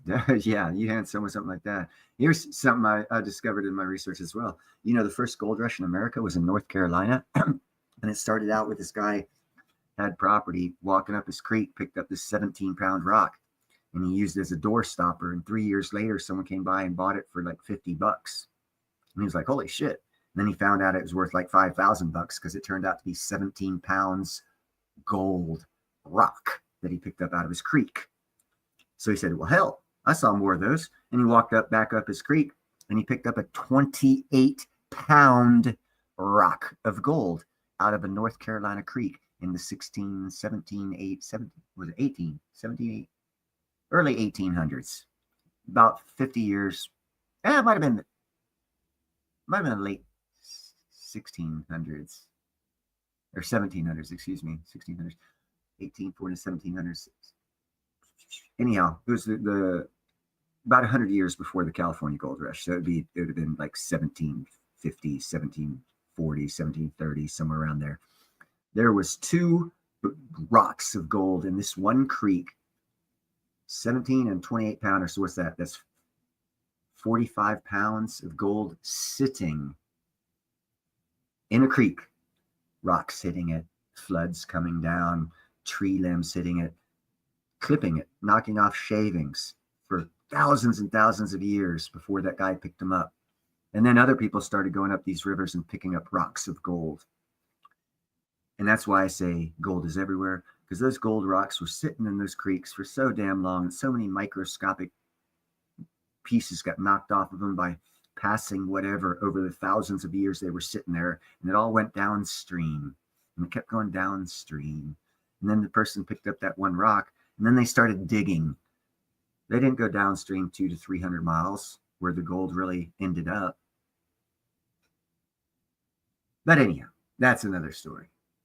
And yes, 1840s. Thank you very much. I thought it was the 1740s. Yeah, so it wasn't 100 years. It was 10 years. 10 years before the California gold rush. And then in 1855, all gold mining was made illegal in America. So they had 15 years of 2 gold rushes, East Coast gold rush and West Coast gold rush. And then only companies do gold now. We're so foolish, we forgot that we used to be the gold companies. We used to go out there and get the gold. And there's so much gold out there to be gotten. And that's why I think the gold price is overvalued big time. But it's in our economies, and it's been in our economies for 5,000 years. You're not going to change that psyche overnight. Silver is much more valuable than gold because it's more rare. You might pull out 7 to 1 out of the ground, but from that story I just told you about, I ain't never heard nobody picking up a 10, 20, 30 pound rock of silver in a creek before. So there is no shavings of it going downhill for millennial after millennial after millennial.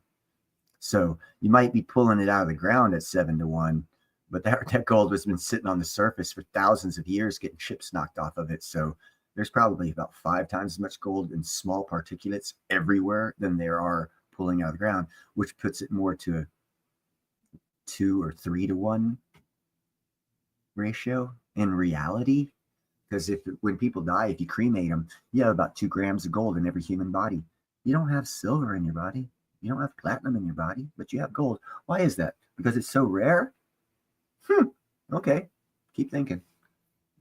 The rare stuff's the stuff you don't have in your body, silver and platinum. But if every human has about 2 grams of gold in their body, fuck, there's 8 billion people, man. That's 16 billion grams of gold in humans alone. There's 0 grams of platinum and silver in people. How rare? Which one's more rare? There's so much gold, we have it in our bodies. There's so much more silver, 7 to 1. There's 7 times more silver, but it's not in our bodies. We can't pan for it. We can't go to Home Depot and get a bag of sand and get silver out of it. But yet it's 7 times more abundant than gold? Really? Interesting. But knowing the truth and knowing economics are 2 different things.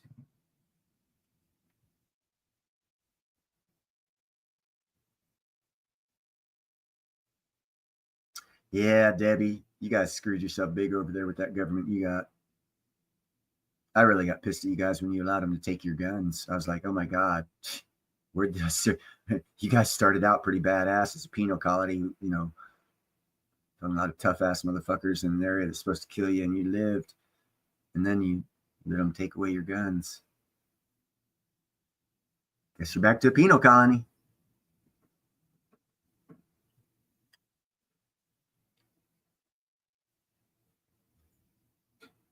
Sorry about that.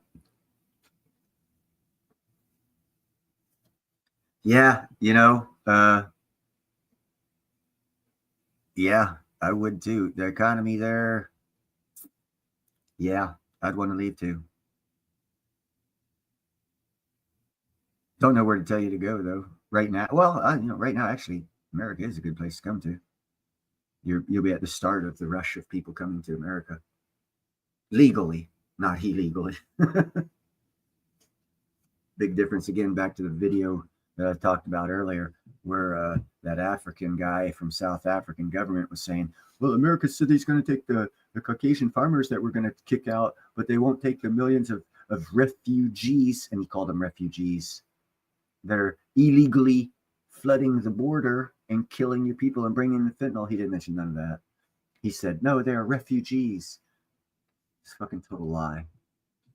And that's why, base reason for why I started the video an hour and 35 minutes ago, because I couldn't stand not saying South African representatives are lying through their freaking teeth, and that country needs to go the way of the dodo bird. They are freaking evil to the core. Oh yeah, Tom, tons of jobs opening up soon. Tons of jobs. It hasn't even started yet. I'll be moving out of here probably the time it's going to start kicking work-wise. But I don't give a shit. I'm too old to be hanging out here playing this stupid game. It's time for me to be rich. Fun time's over.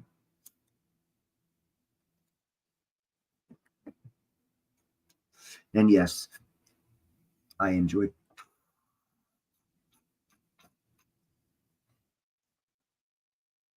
the hell out of ironwork. And if you see me, I'm not like one of those guys who's, oh, I did ironwork for 35 years and he weighs 290 pounds and he's big and fat. And you can say, yeah, you must have sat in a chair. Nah, not me, baby. I get out there with the young kids. I'll still pick up that piece of steel and hold it up in my head while one guy makes a connection on one end and one guy makes a connection on the other to speed the job up. I've been fired for doing that, as a matter of fact. But I'm still in shape because I can still be what I consider a merit-based iron worker. Just like they talk about firemen. Oh, well, they changed the, you don't do the fireman's carry no more because we had to lower the standards so everyone could get the job. Now what they do is they grab you by your feet and pull you down the stairs so your head bounces up, because they had to do that. They had to lower the standards so that other people could get the job because they wanted to call themselves firefighters. So now your lives get put in jeopardy, and their excuse is, well, you're not burning. Yeah, but I've got 3 concussions and spinal damage now. Oh, but you're not dead. No, but I'm a quadriplegic now because you dragged me down the stairs by my feet rather than firemen carrying me, because you had to lower your standards to make people feel good and be able to call themselves a fireman when you're not actually a fireman because they lowered the standards.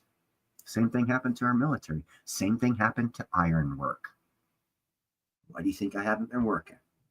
They're doing DEI hires. They don't want people to get the job done.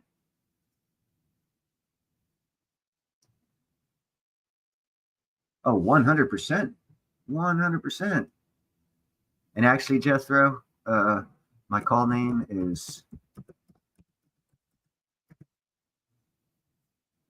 not Skywalker. It's Han Solo. Because as a decker, that's where the metal sheets that weigh about 300 pounds, they're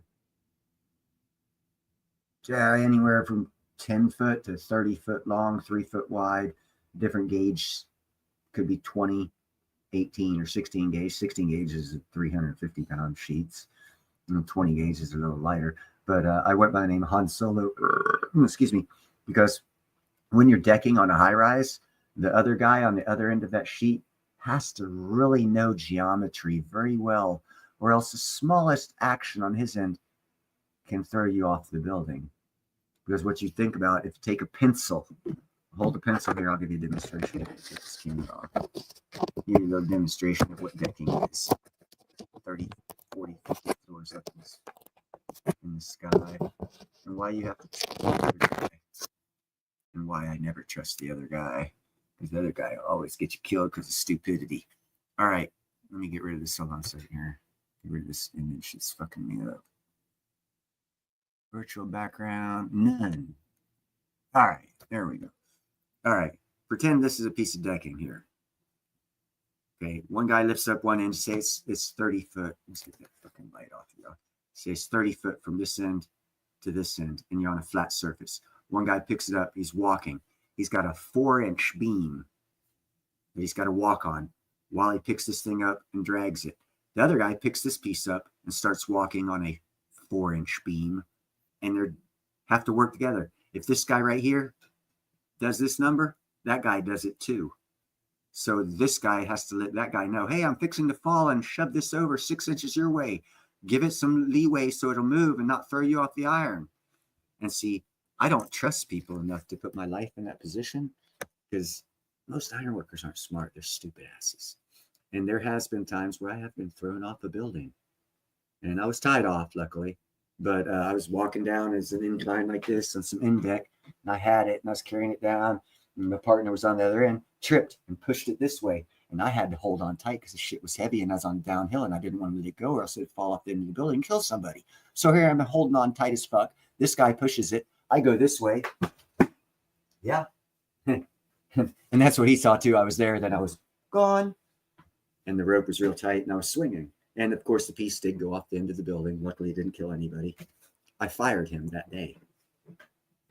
And I said, I'll never work with anyone ever again. And I started doing decking myself. And I found out I'll break it on one end, I'll get to the middle, and I slide it myself because then someone else can't kill me. And I told him I fired everyone that wanted to come work with me. The boss sent someone to me. I was like, you're fired. Get out of here. So they started calling me Han Solo. And I started decking high-rise buildings by myself. Skinny ass me. I'm also known as the decking king. I've done more high-rise buildings in the Bay, well, in America, than pretty much any other iron worker that's alive.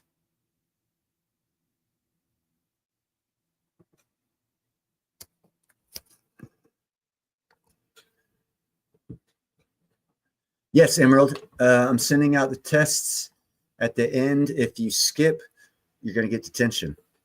And it'll be 10 demerits for slithering. Pixie, it's always C, Tom. It's always C.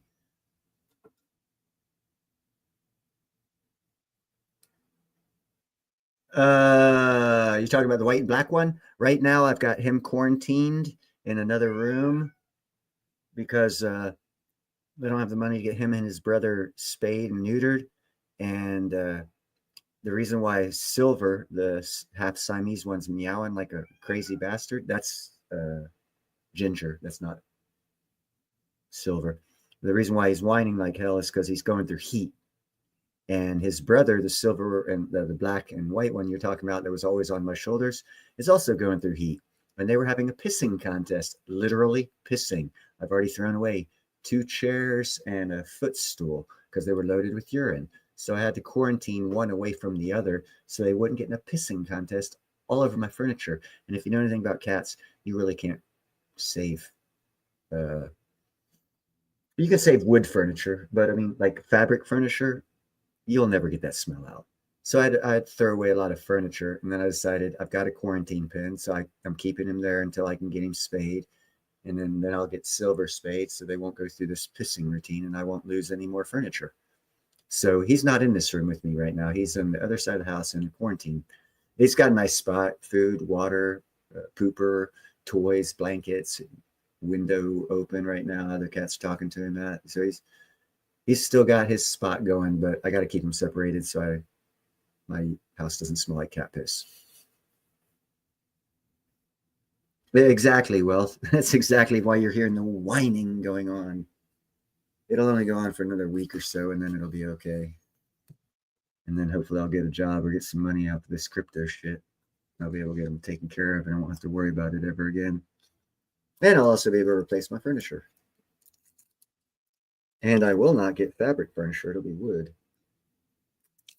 Learned that one fast enough.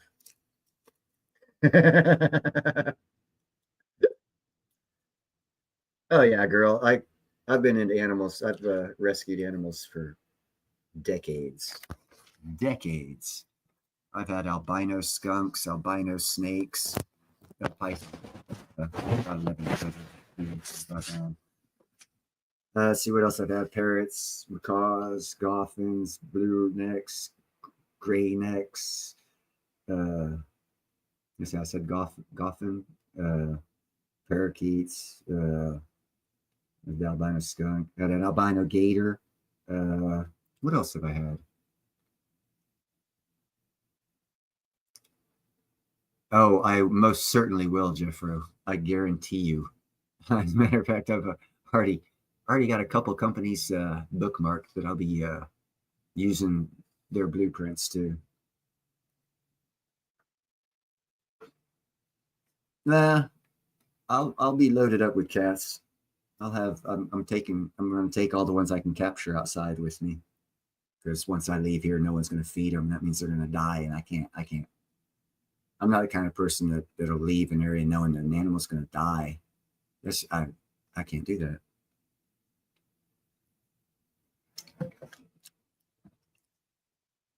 Now, if I was to leave an area and find out a human was going to die, I'd tell them call 911. They'll save you. And they'd get help from other people.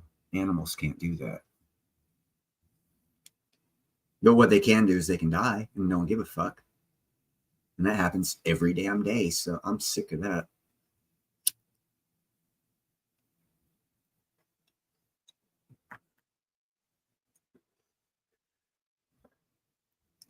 I actually it's gonna fuck y'all up. One word in the Constitution, the definition, needs to be revised. And if that legal maneuver can be made, the next move that'll be made is sentient rights for domesticated animals. Just let you know what's going on that no one's talking about.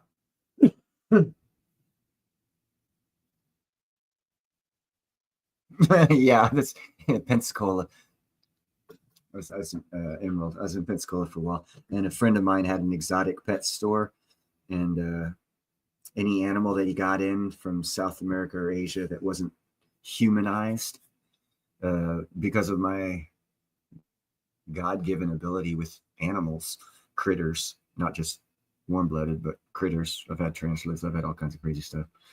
Well, he'd give them to me, and I'd humanize them, get them to where they, wouldn't kill the human or bite the human's finger off or, eat their eyeball or whatever the critter did. I'd humanize it, and then I give it back to him, and he'd put it in his store, his exotic pet store, for sale. So that's how I got to own, because I literally owned him. He literally gave them to me and said, give them back when they're not the way they are. I freaked out. There's this one time we were going out to his property from Pensacola. He has property just on the other side of the Alabama-Florida border as you're going down I-10 to go to Mobile. First exit, make a right on Osprey Lane. Go up the top of the hill. His property's on the left. We were heading there. We saw this big freaking bird off of I-10. It was 2-lane at the time. So he's an animal lover too. So he fucking pulled over. We went in reverse. I jumped out, saw a semi coming. I ran out right in front of the semi to grab this bird, cradle the bird, run out of the way, get out of the way of the semi, jump in the car. We turn around, fuck on the property, and go straight to, in Pensacola, they got a wildlife sanctuary that's run by the federal government. And you can bring wild birds there, and they, by law, have to take care of you. Take any wild animal there, and they have to take care of it.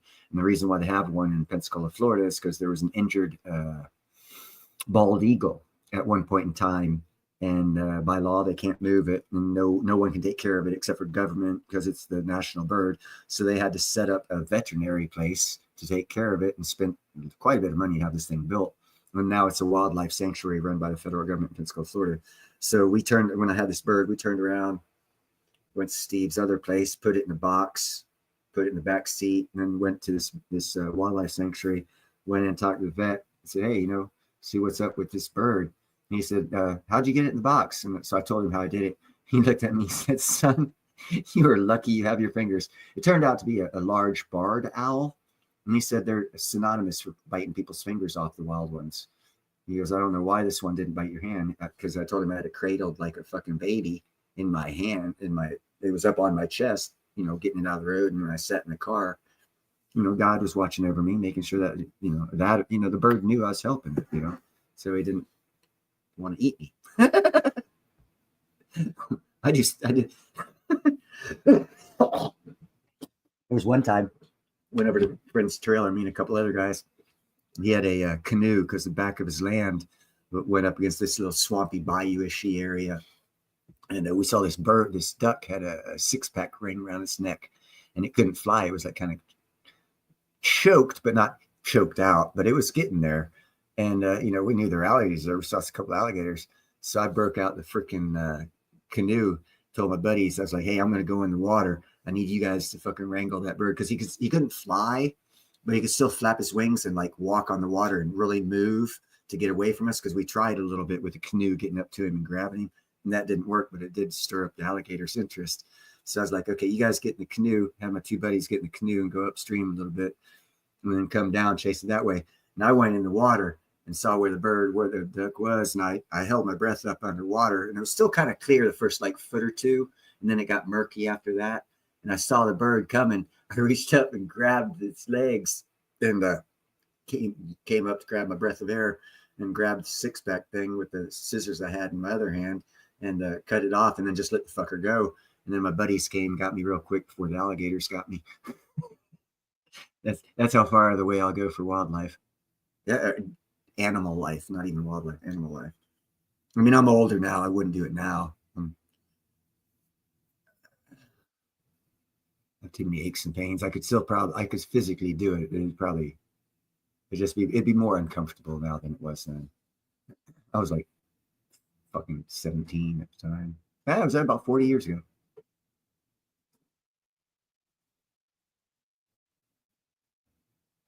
Yeah, Tom, it is. There's a lot of things, especially up north with reptiles. Raptor. Okay, raptor. Yeah. Yeah. What you got? You got a lot of, let's see, you have a lot of bird strikes from windmills and trucks. Mostly windmills, I imagine.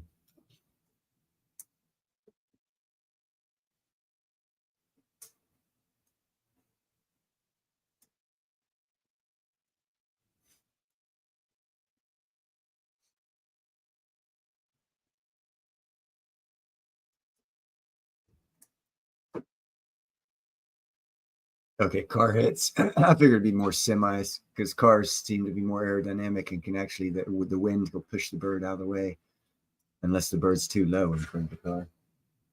In which case, bird strike. I'm glad I can crack you up there, Emerald. Oh, yeah. Okay. Eagles. Yeah. Probably vultures too, and probably osprey and falcon and hawks. Probably don't have too many falcons up there. You probably have hawks. Probably don't have any. Oh, no. You would. Yeah. Where's that? Illinois. Yeah. You might have osprey up there certain times of season. Oh, no. Most of your big prey birds take a while to take off. Osprey, hawks. Unless you get the, what's that the smallest of the hawks. Dang. At this time, I don't recall what they're called. Peregrine hawk? I don't know what it's called right now. Not only the smallest of hawks is fast. Yeah, big birds take a while to take off. Yeah, if you're near water, you're going to have eagles, you're going to have hawks, and you're going to have osprey.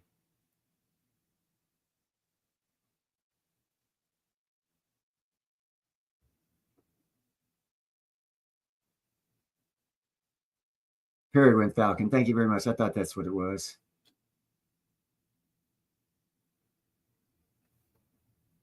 For some reason, I knew the word, but it didn't have meaning in my brain. I was like, that's a word, but I can't think of the vocabulary of the meaning of that word.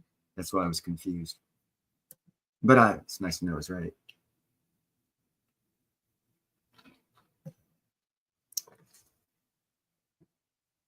Yes, it is the fastest bird. And I believe it's one of the smallest falcons out there as well. They're clocked at like 180 miles an hour, 210, 220 miles an hour on a dive. Those little suckers. A lot of jet technology has been advanced by that bird aerodynamically by wind tunnels. And looking at that bird over other birds and the aerodynamics of it in a wind tunnel over wing design and stuff like that. They actually used the peregrine falcon.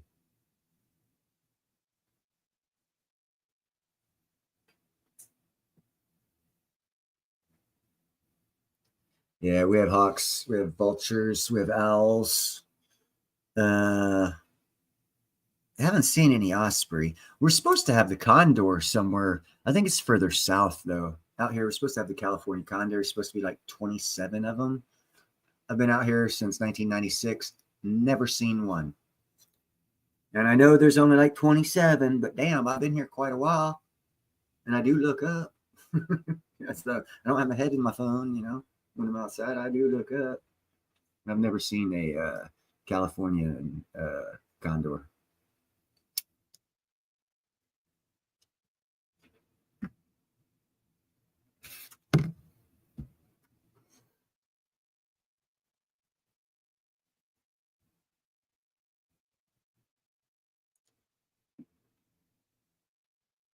It was the Eagles in Kansas City. Eagles are going to win. They haven't won in a while. Kansas City just won a couple years ago, I believe. And they're not a repeat team like fucking Dallas or the Steelers or Miami. They're just not. They're like Chicago, one hit wonder.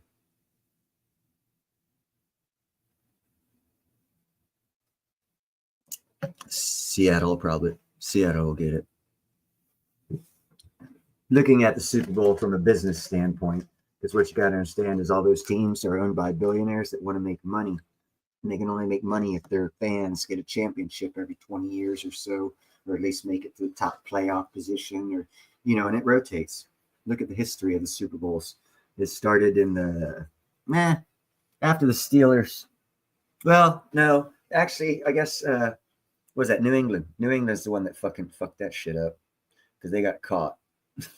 They got caught cheating.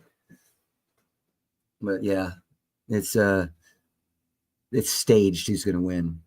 It's never fair. Texas Titans should have had it a couple years ago, and they ended up not going because of referees and the actual one player that would have got him there changed up his playing style, which I believe he did on purpose.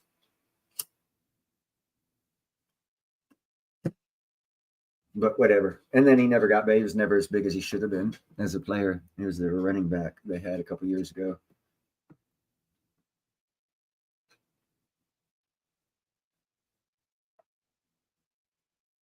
Yeah, I don't care wealth about any of those teams.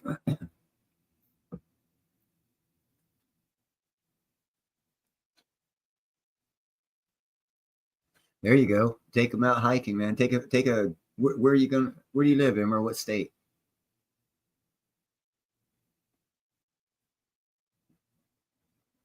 Yeah, Jeffro. I actually gave up football after the Michael Vick thing because I still want him in jail, and he wanted to come back into the fucking NFL. I thought like son of a bitch keep him out. They still let him back in. I had several images of him being tied up and being hit with a fucking cow prod, and laugh at him. You know, have a good time like what he did to all his dogs that he fucking slaughtered.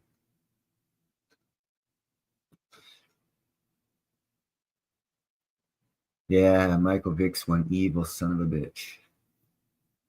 He should never have a lot of money. Okay, everyone, quit talking about it. We don't want to go in here talking about girls basketball.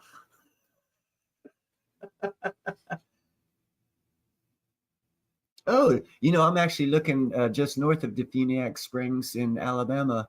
There's some great ass houses up in that area. It's close enough to all the good shit, but far enough inland, not for any of the bad shit, you know, hurricanes, stuff like that, because you're just over the Florida line to Alabama, just north of Defuniak Springs. That's some nice housing area, bro.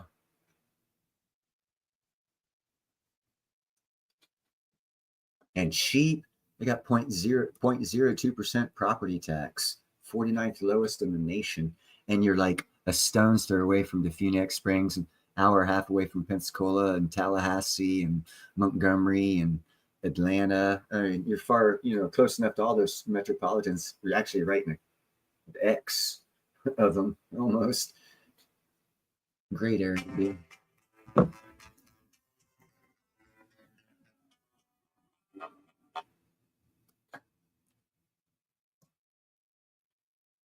There's a lot of nice places in Alabama, man. And it's getting cheaper, dude. It's getting a lot cheaper.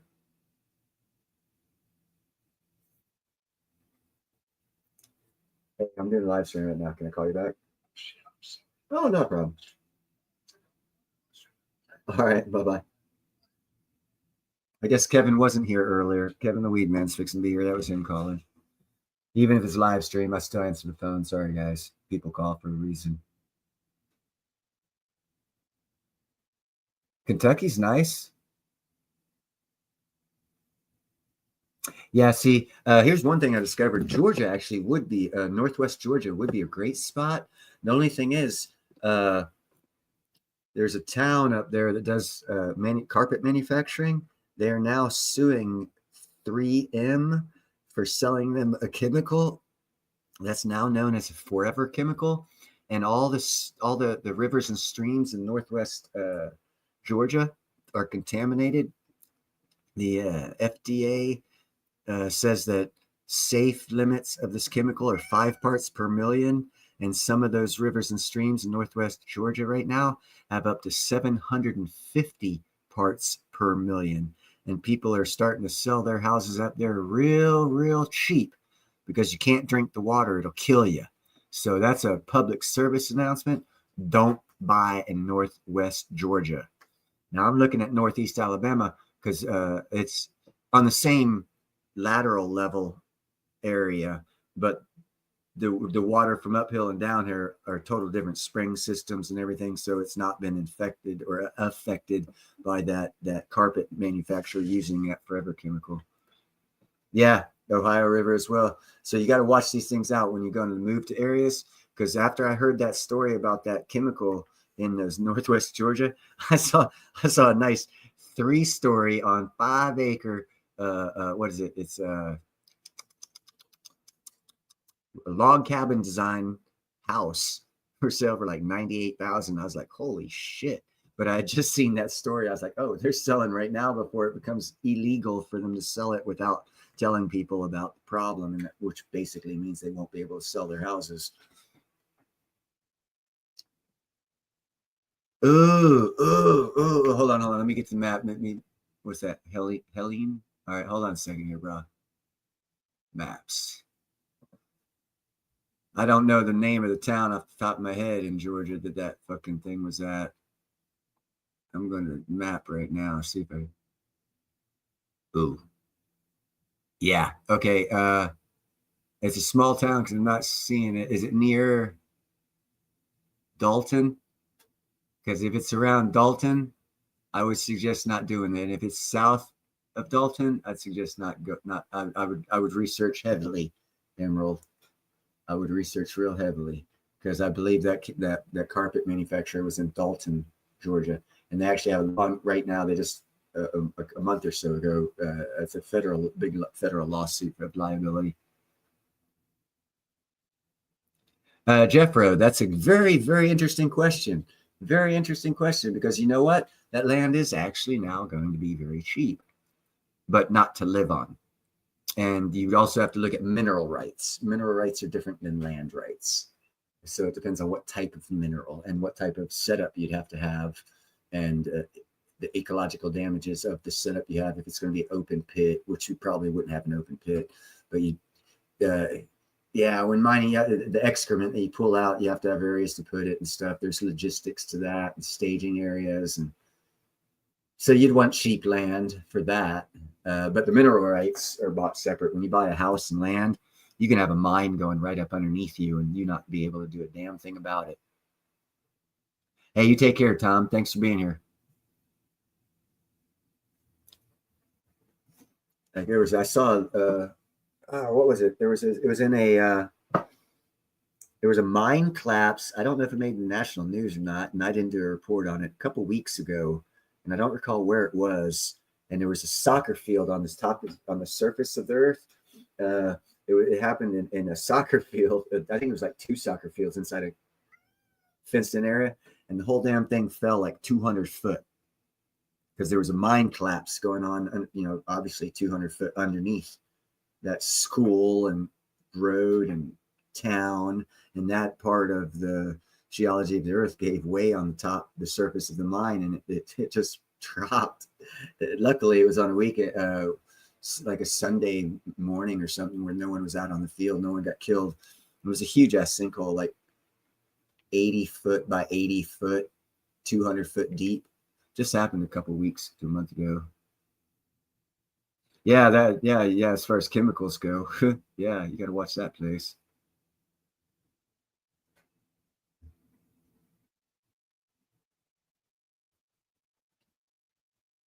Well, if it's directly east, you might be okay, but you got to definitely do your research, Emerald. And I'm glad I was able to bring that to your attention about that carpet company in Dalton suing 3M because of that forever chemical that's polluted the waters of that area of Georgia. And see if you can't get a price decrease, even if it's not affected. Tell the realtor, hey, you know, the only thing that bothers me is that's a lot of money with it being that close to, you know, and try and work it in some manner or fashion where you could get a deal. At least that's what I'd do. But I'm a cheap ass bastard, though. God, I haven't heard a meow in 15 minutes. Ah, shit. I should have never said it. Shut up, Ginger. You ruined it. Uh-oh. Cat outside. All right. Well, I just wanted to bring the support. I didn't want to stay here all day. I appreciate everyone joining in. If there's anything else you'd like to talk about, I'd be more than happy to bring it up. If not, I'm going to go ahead and cut this one off and thank each and every one of you for being here. And that's Ginger in the background thanking you. That's the red stripe down the center of the head, Ginger. She is looking at the ceiling, meowing at something that's not there. Very annoying. Anyhow, you guys have a nice night. Thank you very much. And yes, I will be doing a live stream tomorrow as the typical time. And until then, if you show up, I'll talk to you then. If not, I'll talk to you next time.